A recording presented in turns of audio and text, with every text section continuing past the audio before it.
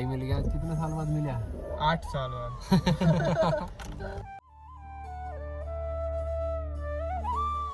क्योंकि शास्त्रों के अंदर 10वें ग्रह का जिक्र नहीं हुआ है और यहाँ के लोग मानते हैं कि ये जो है जगह 10वें ग्रह की जगह। यहाँ पर जो भी आपके काम बिगड़ चुके हैं, सारे जगह से आप हार चुके हैं, तो ये वाली इस जगह के दर्शन करने के बाद में, देवताओं को प्रार्थना रखने के बाद में आपके सारे काम जो हैं वो सिद्ध हो जाते हैं। ऐसा यहाँ के लोगों का कहना है और बहुत सारे लोग जो यहाँ पर आए हैं उन्होंने यहाँ पर अपनी मनोकामना रखी तो उनकी मनोकामना पूर्ण भी हुई है।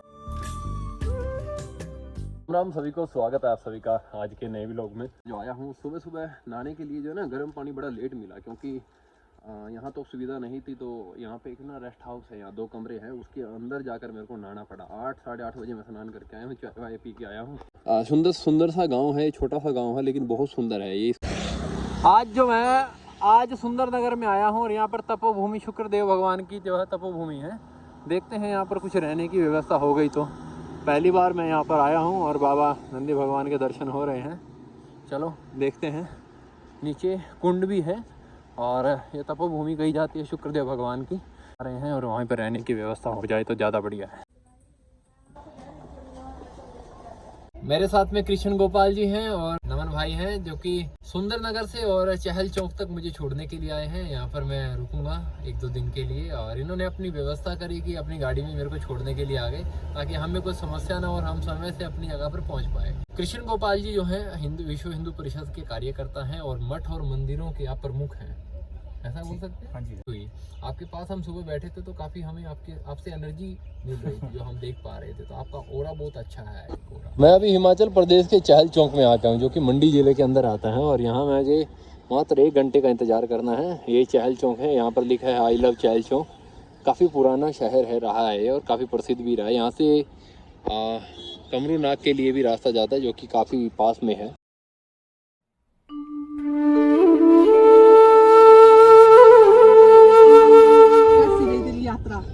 अच्छा और काल भैया क्या हाल है? अरे भाई कैसे? और ले भाई ध्रुव भाई मिल गया। आज कितने साल बाद मिला? 8 साल बाद। लो भाई, थोड़ा सा रास्ता ऐसा कठिन रास्ता मिला हमने कि शॉर्टकट मार के जाना पड़ेगा क्योंकि इनका कहना यह है कि रास्ते के बीच में कुछ आपदा आ गई जिसके कारण एक गाड़ी ख़राब हो रही है। उस मेन रोड से हम जा नहीं पाएंगे लेकिन हमें इस पहाड़ के कठिन रास्तों को पूरा करके जाना होगा। और इससे एक फीलिंग ये भी आती है कि हमको पता चलेगा कि हम पहाड़ियों के घर जा रहे हैं।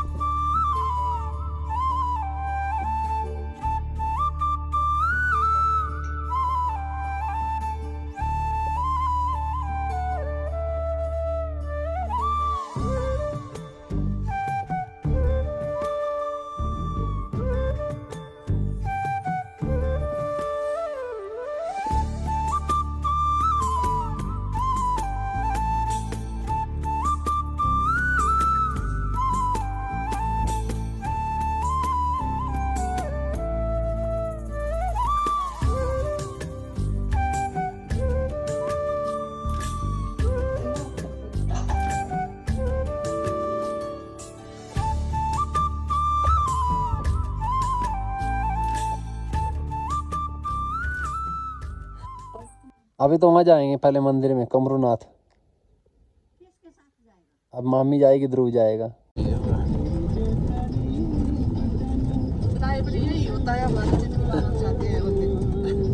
Driver heavy driver. जय श्री राम, हर हर महादेव। आज मैं कमरूनाग मंदिर में आया हूँ जो कि एक प्रसिद्ध मंदिरों में से एक मंदिर है। कहते हैं कि वैसे तो 9 ग्रह हैं लेकिन 10वां ग्रह इस मंदिर को भी कहा जाता है। हमारी मामी है रमा जी जो कि 10 साल पहले, है ना, आप वहाँ रहा कर 10 साल पहले क्या, तो हमारे पास में हमारे गांव में हमारे मामा के घर में रहा करते थे। बड़ा प्रेम प्यार था इनके साथ हमारा और आज भी है। और इस यात्रा के दौरान जो है हमें यहाँ आना ही था। ये तो आगे नहीं जा सकते हैं, ये यहीं पर इन गाड़ियों का ध्यान रखेंगे पार्किंग में सिक्योरिटी गार्ड बन के। मेरे साथ में इनके लड़के जो ध्रुव हैं, जो ये देखो बहुत बड़ा हो गया बीकॉम में। जब हम वहाँ थे तो ये बहुत छोटा था, उस समय इसको खिलाया करते थे बैट बॉल। हम इसके खाने का सामान हम खाए जाया करते थे छुप छुप के। आज जो है ये दूसरे जो हैं हमारे मामा के दोस्त हैं, ये ड्राइवर भी हैं और साथ में हमारे साथी भी हैं।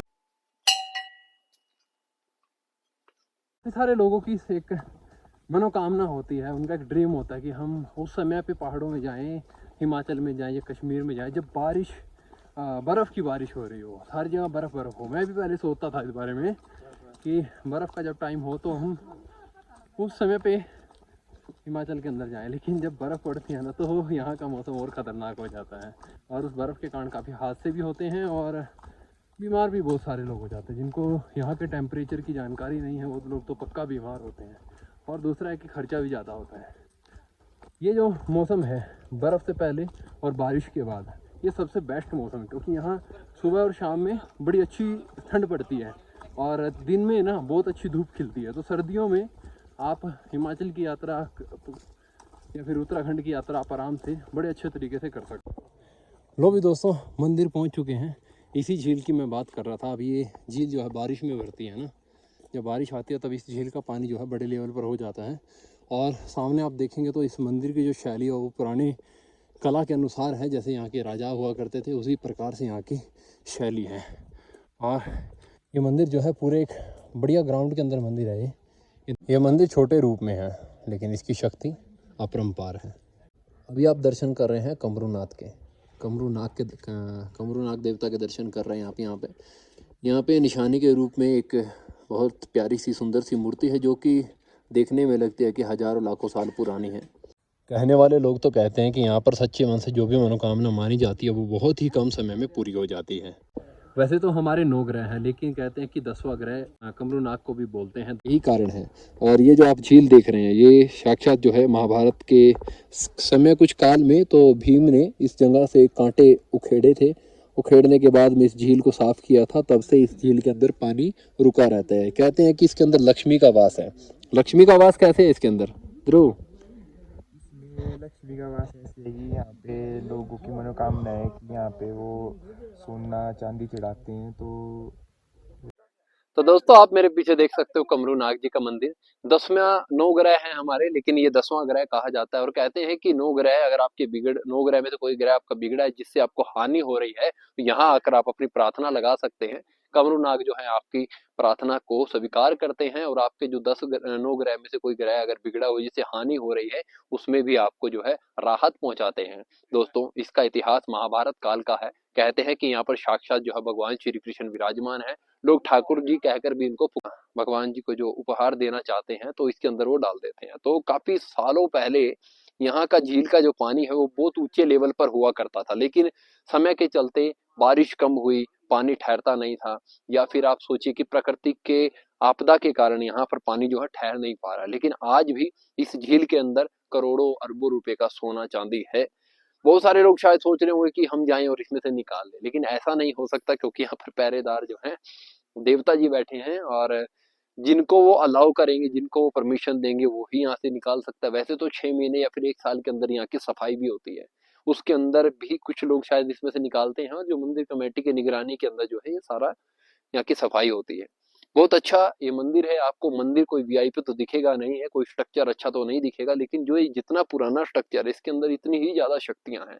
आजकल लोगों को तो मंदिर बड़े चाहिए लेकिन आस्था बिल्कुल जीरो। लेकिन यहाँ पर आस्था ज्यादा है, मंदिर का स्ट्रक्चर छोटा है, लेकिन यहाँ का जो खुला वातावरण है इसका आप आनंद ले सकते हैं। एकांत में जाकर कहीं बैठ सकते हैं और भगवान और इस देवता का जो है ध्यान कर सकते हैं।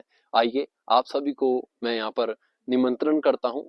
कहीं से भी अगर आप हार चुके हैं इस मंदिर में जाकर या फिर जीवन में किसी भी दुख से आप हार चुके हैं, यहाँ आने के बाद में आप हारे, ये भगवान जो है आपके हारे के सहारे बनते हैं। और इनको दूसरे रूप में खाटू श्याम भी कहा जाता है, जिसको आप खाटू श्याम कहते हैं, जो बर्बरिक राजा हुआ करते थे, जो महाभारत समय में पांडवों और कौरवों के युद्ध के अंदर गए थे और कहा था कि जो भी टीम जो है हारेगी मैं उसका साथ दूंगा। तो उसी समय से इनका नाम जो है हारे का सहारा पड़ा। लोगों का कहना तो ये भी है कि इनकी जो धड़ है, इनकी जो नीचे का जो शरीर है, गर्दन से नीचे का जो शरीर है वो यहाँ पर है, और गर्दन से ऊपर का जो शरीर माना जाता है वो पानीपत के चुलकाना धाम या फिर खाटू श्याम के अंदर माना जाता है। कहानियां तो बहुत सारी हैं लेकिन हम छोटी सी कहानी पर आते हैं। ये एक जागरूक देवता है और यहाँ पर मांगी हुई मनोकामना हमेशा संपूर्ण होती है। दोस्तों अगर आपकी भी कोई मनोकामना है तो इस वीडियो के माध्यम से आप कमेंट में अपनी मनोकामना लिख सकते हैं। शायद भगवान आपकी इस मनोकामना को सुने और आप आइए। यहाँ पर चावलों के माध्यम से भगवान का आशीर्वाद देखा जाता है। अगर आपके पास चावल के 2 दाने आए, 4 दाने आए, 6, 8, 10 आए, तो भगवान, ये लोग सोचते हैं कि भगवान आपसे नाराज हैं कुछ न किसी बात को लेकर, फिर दोबारा फिर माफी मांगी जाती है, प्रार्थना की जाती है, भगवान हमको बताइए हमसे क्या गलती हो गई, तो फिर दोबारा चावल दिए जाते हैं। अगर उन चावलों में 3, 5, 7, 9 रकम आ जाती है तो आशीर्वाद का रूप माना जाता है। हमारे जब डाले गए तो पहली बार में शायद सम संख्या आई थी 2, 4, 6, 8, 10 में से, और दूसरी बार डाला तो हमारी जो संख्या विषम में आई थी 3, 5, 7, 9 में, और ध्रुव के में डाला गया तो इसके पहले में ही जो है विषम संख्या आई 3, 5, 9 में। और जो हमारे साथ ड्राइवर थे उनका 6, 7 बार ही डाला गया, तब भी 2, 4, 5, 2, 4, 6, 8 आ रहा था। तब उन्होंने माफी मांगी, देवता जी हमसे कोई गलती हो तो माफ करिए। फिर 5, 6ठी बार में जाकर उनका विषम संख्या आई, जिससे उनका आशीर्वाद मिला, जिससे उनको लगा कि हाँ हमें अभी इसका आशीर्वाद मिला, उनका दिल खुश हुआ। तो अभी हम जा रहे हैं इस जगह से। एक बहुत इंपॉर्टेंट चीज़ है, इस झील की और इस मंदिर की परिक्रमा लगाई जाती है, वो परिक्रमा कभी मत भूलना, क्योंकि हमेशा परिक्रमाओं के बिना हमारी यात्रा सफल नहीं मानी। मैं अभी देख पा रहा हूँ इस झील के अंदर जो है, ये लोग कहते हैं पाड़ा पड़ गया, पाड़ा मतलब ठंड पड़ गई, और मैं कहूँ कि धूप पड़ गई। देखो यार, मतलब ये ऊपर जम चुका है, ये देखो ऐसी बर्फ़ जमती है, मैं तो इसको बर्फ़ ही कह सकता हूँ मेरे अनुसार। तो यहाँ से सामने हिमालय के दर्शन हो रहे हैं, लेकिन हिमालय काफ़ी दूर है, देखने में पास लगता है। और सामने आप पेड़ों के बीच में से देख रहे हैं शिकारी माता का मंदिर है। कहते हैं कि दोस्तों इस हिमाचल के अंदर देवताओं में सबसे बड़े देवता कमरू देवता, कमरू नाग देवता, और देवियों में सबसे बड़ी जो शक्तिशाली देवी है वो शिकारी देवी है। हम तो मंदिर के दर्शन करके आए, लेकिन मामी ने यहाँ पर गौ माता की किताबें पढ़ी हैं, पता नहीं सोई है क्या किया, सोए या पढ़ी किताबें। तो भाई यहाँ पे पांडवों ने अज्ञातवास अपना काटा है। बहुत अच्छा मंदिर था, बहुत अच्छा अनुभव था। अभी दूसरी जगह जाते हैं, देखते हैं कैसा अनुभव रहता है। ये देखो भाई, टिब्बे वाले खेत बोलते हैं, सीढ़ीदार खेत बोलते हैं, हिमाचल के अंदर ज्यादा पाए जाते हैं। लो भाई, ध्रुव के नाना बकरी चरा रहे हैं, देखो ध्रुव के नाना से मिलो। जय नाना जी।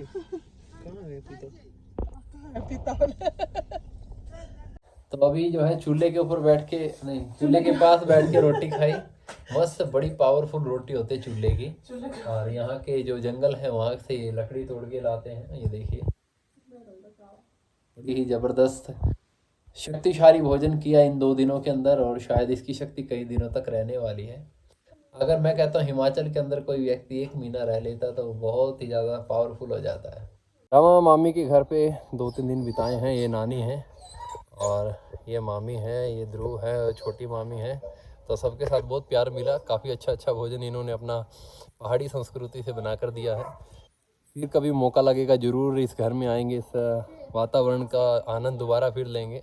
आप भी आइए हिमाचल की पावन भूमि में और देव भूमि के दर्शन करिए और पहाड़ी लोगों का प्यार पाइए। हर हर महादेव।